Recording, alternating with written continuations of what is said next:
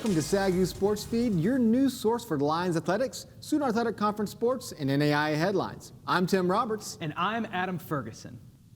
Blizzard in Texas? Last Tuesday, the SAGU Lions men's basketball team bested Dallas Christian College in their annual Texas snowstorm.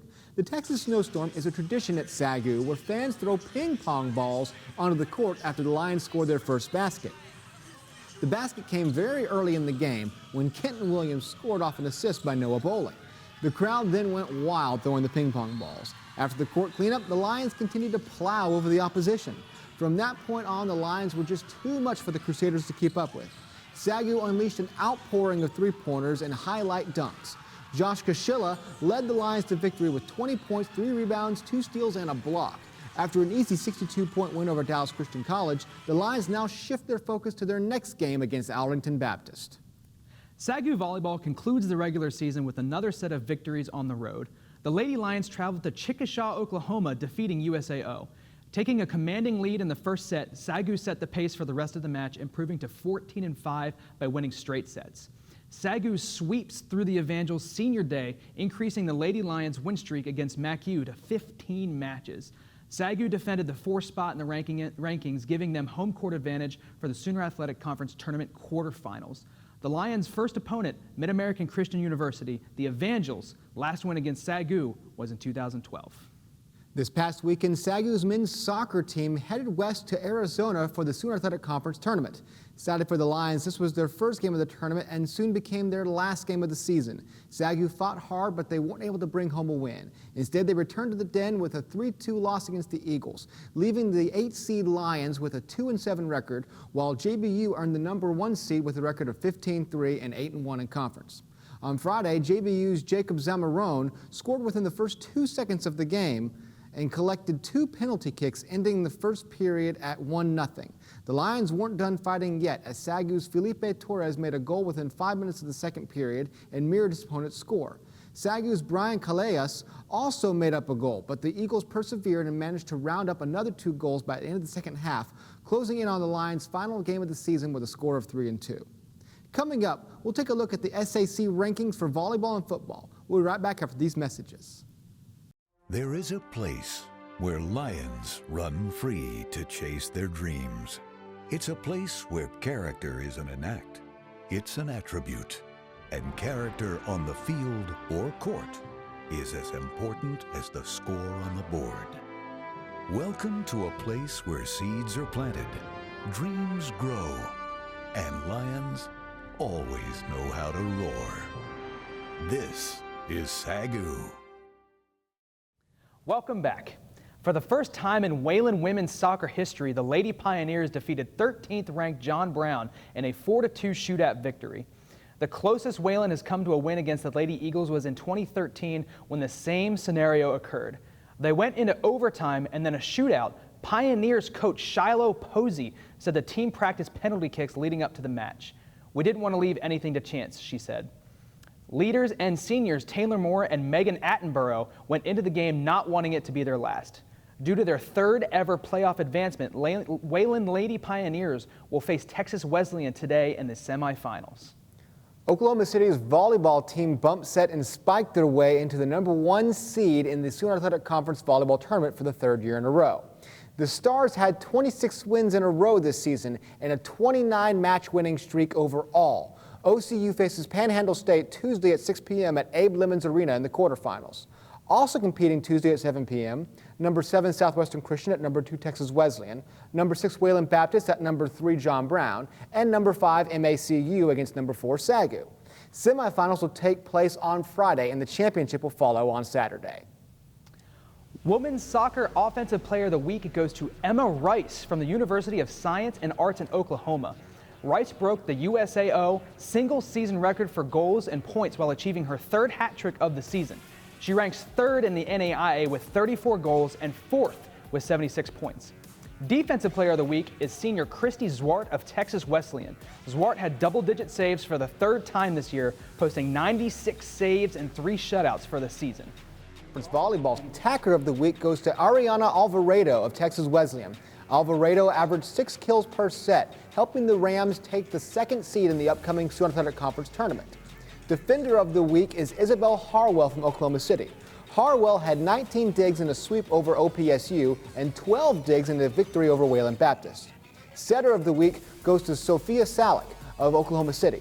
Salick delivered 67 assists, 17 digs, and 2 aces as Oklahoma City claimed an undefeated season with a 29-match win streak. Other players of the week have been awarded to Men's Basketball Player of the Week Dylan Coswell of USAO, and the Women's Basketball Player of the Week was Destiny Winkfield from Texas Wesleyan. The Men's Soccer Defensive Player of the Week was Gonzalo Santa from Wayland Baptist. Now let's take a look at standings around the Sooner. First in volleyball, Oklahoma City is number 1 at 20-0, with Texas Wesleyan falling at 17-3, John Brown at number 3 at 16-4 in conference, and sitting there at number 4 are your Lady Lions at 15-5. Let's take a look at the top 4 Sooner Athletic Conference men's basketball standings. Early on in the season, MacU is 5-0, Central Christian is 4-0, John Brown is 4-0, and Langston is also 4-0.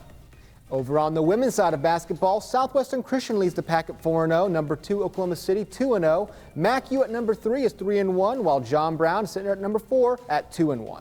Let's go to the gridiron, the top 4 Sooner Athletic Conference football standings. Ottawa, Arizona in first place with 6-1, Langston at 6-2, Lyon College at 5-2, and in fourth, Arizona Christian is at 5-2. Coming up after the break, we'll give you the latest rankings for all the major fall sports across the NAIA, and you won't want to miss a special commentary by our very own Tim Roberts. We'll be right back.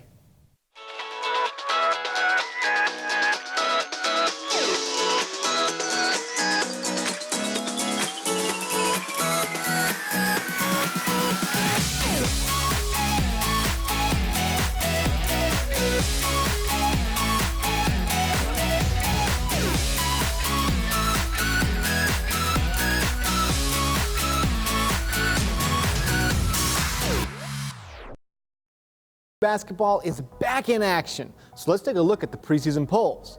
Actually, let's just throw them out instead.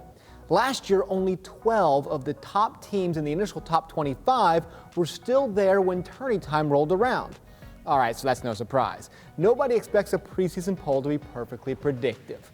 But in a way, it is predictive, at least of who will get the break at the end of the season. In 2019, only 2 men's basketball teams made the national tournament with less than 20 wins. Both of those teams were ranked in the preseason top 25. Likewise, the only 2 teams to miss the tourney with 20-plus wins were not included in that preseason poll. We've honestly seen the effect here at SAGU in the past. In the 2011-12 season, the Lions cruised to a 23-9 record, but started the season miles away from the top 25 and were snubbed at the end of the year. Then in 2015, they had arguably a down year at 20-12, but snagged a last-minute invite to the tourney, probably thanks to starting the year in the top 25. It makes sense because the preseason poll just creates biases to confirm. A top 10 team loses to an unranked opponent? Everybody has bad nights. A team who started unranked and is scraping their way to the top loses? Well, that just confirmed that they don't belong. So why even have these early polls? Not just in basketball, but volleyball, football, soccer, baseball, and golf. We've already seen that they fail at being generically predictive, but then in the micro cases, they create life vests for whoever was lucky enough to be included in that initial preseason club and little anchors for whoever wasn't. So in my opinion, scrap them all. We won't decide the basketball champ until March 2020, so we shouldn't have a poll until 2020. Let it play out and at least put together an initial poll based upon a body of work and not on a best guess. 2019 marks a special milestone for college football as we celebrate 150 years of the great game. The game of football has been played longer than almost any sport in America. College football had its first contest in 1869, just 4 years after the Civil War, and since then the sport has touched millions of lives both on and off the field. The NAIA has hosted college football since 1956, when the first NAIA championship between Little Rock and Montana State was played. Since then, 63 national championships have been played in cities across North America. As the NAIA makes the final arrangements for the 64th annual championship in Ruston, Louisiana, fans may look forward to many more records being broken, traditions set, and history made. The NAIA Game of the Week between Indiana Wesleyan and Marion proved to be a massive victory for the Marion Knights. For the 6th time in program history, the Marion football team will finish atop the MSFA Mid-East League standings. The Knights clinched this achievement by defeating number 25 Indiana Wesleyan 33-21 this past Saturday at home. In the first meeting between the two teams, Marion made an impression early in the game with a Charles Salary touchdown. The Wildcats tried their hardest, but their poor field position turned into points for Marion, with the score being 17-0 going into the second quarter. Though Indiana Wesleyan scored touchdowns in the second and third quarters, it seemed to be too little, too late, as Marion continued to outdo the Wildcats in every category. The Wildcats ended the game with their tail tucked between their legs, 33-21. The Knights conclude their season next Saturday at Siena Heights, while the Wildcats will face Concordia, Michigan.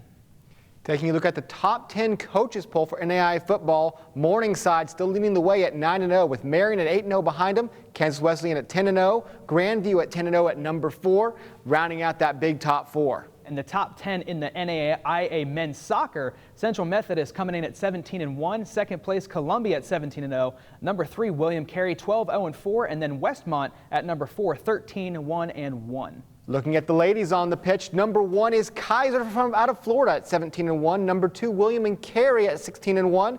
University of Northwestern Ohio at 16-1. And Southeastern out of Florida at 15-3, sitting at number 4.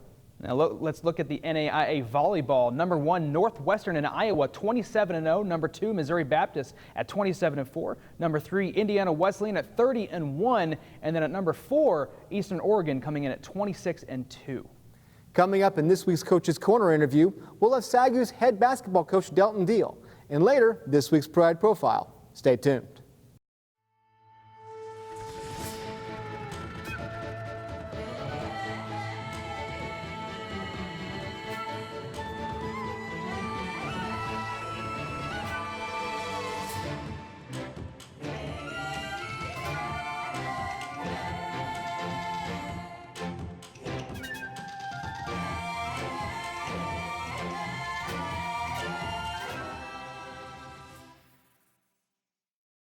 And welcome back. With us today is the men's basketball head coach, Delton Deal. Coach Deal, welcome to the SAGU SportsFEED. Thanks for having me. First, let's get some quick background. How long have you been the SAGU coach? And just, and what are some of the differences heading into this season? Yeah, this is my 3rd year here at SAGU. So I think the biggest difference is I've actually had these guys for a while. So, I've got to coach them for multiple years. I have guys that I brought in as freshmen that are now upperclassmen, and so that's been kind of nice, and we can know each other a little bit better, so they know what I want and what I can expect from them. So giving it to me right now, it's been good. And a lot of excitement right now. You guys just went to 3-0 with a Tuesday afternoon win. What is kind of the defining feel for this season at the moment? What's kind of your goal and almost kind of your mission statement for this season? Our goal is always to win a championship. So that's, as a player, as a coach or whatever, that's what we're trying to do, is to win our conference championship, try to make the national tournament. But what I've loved with this group is we've been able to focus on external things, really trying to grow them as men and trying to become closer with the Lord and all the little things that we want to do, and they're receptive and they're soaking it in. And so, our goal is just to improve a little bit of that every day. If we do that, results will follow. Obviously, getting there takes a lot of hard work. What does a week of practice look like? Well, how does that break down? Obviously, it's going to change a little bit depending on when games are. Mm-hmm. But what is that standard week of practice? Or take us inside of practice. Yeah, practice is, like you said, it just depends. Preseason was a little bit different, a little more intense. We're running a lot. Now that we're in season, I'm pretty good about knowing whenever they need to go really hard and when they don't. If we're the day before a game, we try to go a little bit lighter, focus on a lot of shooting. Really intricate stuff of how well we run our plays, what's the other team going to do, scouting, things like that. If we have 2 or 3 days in between, then we can really spend some time going really hard and playing against each other, focusing on ourselves and trying to improve, always working on our defense. So, we probably spend more time on our defense than anything else, but just really trying to get them to play as hard as we can. So go through a week of practice. We're going to get after it most every day, try to bring energy. We always say that your energy will make you win. So if we can get the energy high, then we can find things, overcome some of our deficiencies. When it comes to being a coach and, getting those specific things, who have been some of your coaching icons, some of your coaching influences, and how would you kind of describe yourself as a coach? What's your coaching philosophy, essentially? Yeah, I've had a bunch of influences over the years. My biggest mentor was a guy by the name of Mike Sons. He was my high school coach my senior year. I had 4 different coaches when I was in high school. So 4 different ones. It was tough, a lot of different things. He was the one my senior year, and we are very, very close to this day. He's one of my best friends in the world. And you know, me being with him and our relationship that we had kind of got me into coaching in the first place. I actually decided to just pursue coaching instead of playing, because I kind of knew that's what I wanted to do, and it was because of our relationship. So as a coach, what I would say my philosophy is there's a lot of different ways people describe themselves. I say I'm a relational coach. I'm all about relationships. I'm all about getting to know what the people that I'm coaching. I want to know them beyond, you know, what they can do for me on the court. And I feel like if I can get below that surface level and we can get down to that deeper relational level, then they respond to me. I'm always going to play fast. We're going to get out and run. We're going to try to make the game as fun as we can for the fans. Play hard, play good defense. But you know, it's really about what's going on behind the scenes between me and the other guys, and that's when we really, you know, take steps forward. Now on this campus, you talk about you have a bunch of guys who are returning guys, Yeah. and people know these guys. Yeah. You know, a lot of diehard fans here. But give us some names. Give us some freshmen or some transfers in that we may not know yet. Who's about to pop off this season? Well, Kenton Williams is starting for us. He's a senior transfer. He actually played here his freshman year. 3 or 4 years ago, and he decided to rejoin us. So that's a big one. I'd say Noah Bowling, redshirt freshman, redshirted for us last year. He's actually starting right now for us as a freshman at point guard. Defends like crazy, great kid. You know, very well liked around campus already. My cousin, actually. Really? So. Really? Okay, really. I'm glad to hear that. There you go. Yeah, he's doing great. And then Cortland Blake, another good freshman who's getting good minutes, big kid. Can really shoot the ball, is going to be a great player. And we have one that's not playing yet. He's still going through eligibility stuff, but his name's Howard Turner. He's a pretty special one. I think he's going to be a good player. So those are the young guys that I think you'll see them. We also have some guys that didn't play last year that are returning to us that, you know, I think everybody's going to like. They already have a couple highlights and little things. So awesome, Coach. Well, great. Thank you so much for joining us. Thank you. Good luck in the upcoming Thank you so much. season. Now, here's Vivian Garza with this week's Pride Profile. Lexi Rich is the captain of the women's basketball team who's made a big impact at SAGU.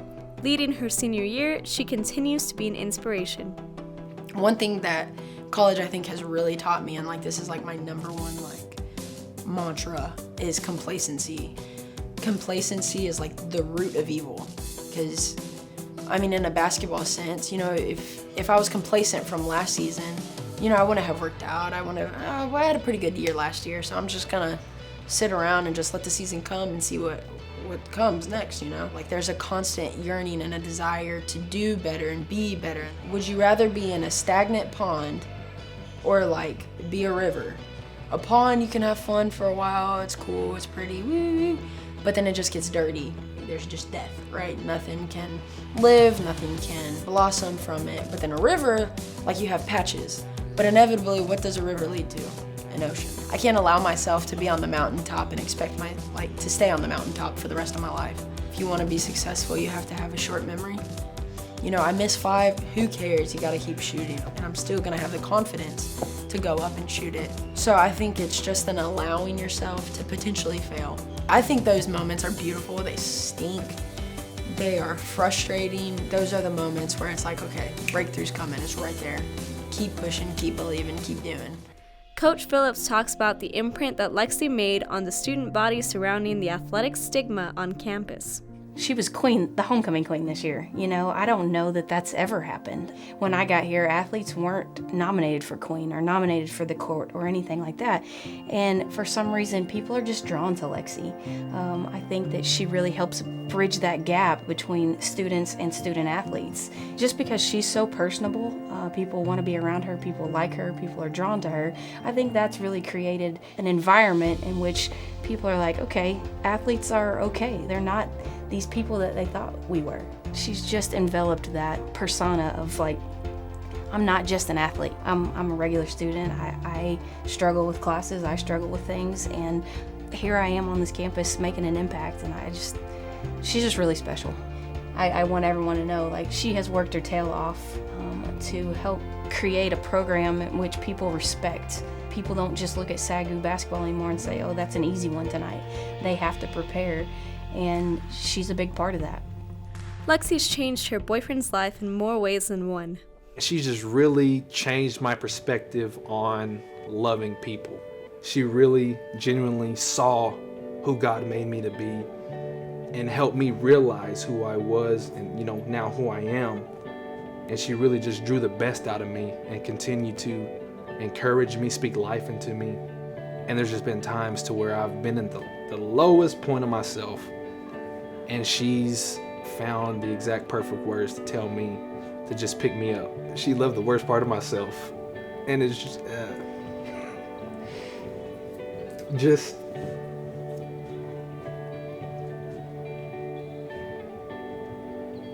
when you genuinely feel loved and appreciated,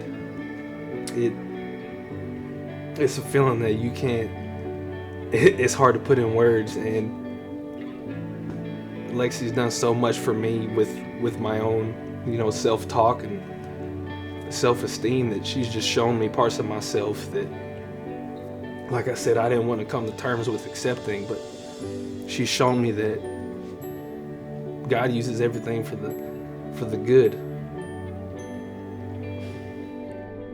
More than a legacy, Lexi cherishes the memories that she will take with her. Like my freshman year, there was one, we were driving back from Arkansas, and it was New Year's Eve. So it was about to be New Year's. So it was like 11:50, and we stopped on the side of the highway, like pulled up into a field, and we popped off fireworks to bring in the new year. Like that's something that that doesn't happen. You know, last year when we beat MacU here and the crowd like stormed the court, like that was so much fun. So it's memories like that where I'm just like, it's so much bigger than basketball. Sydney's gonna be in my wedding one day. You know, people from my freshman year and sophomore year, they're gonna be in my wedding one day. So it's moments like that where I can like, you know, I'll be pretty fine. Put the ball aside. You know, I can teach my kid that one day, but you know, if they walk away with like the friends that I've gotten and the memories that I've gotten, then I'm pretty much set. For SAGU SportsFEED, I'm Vivian Garza. Thank you for joining us for SAGU SportsFEED. We'll see you all next week.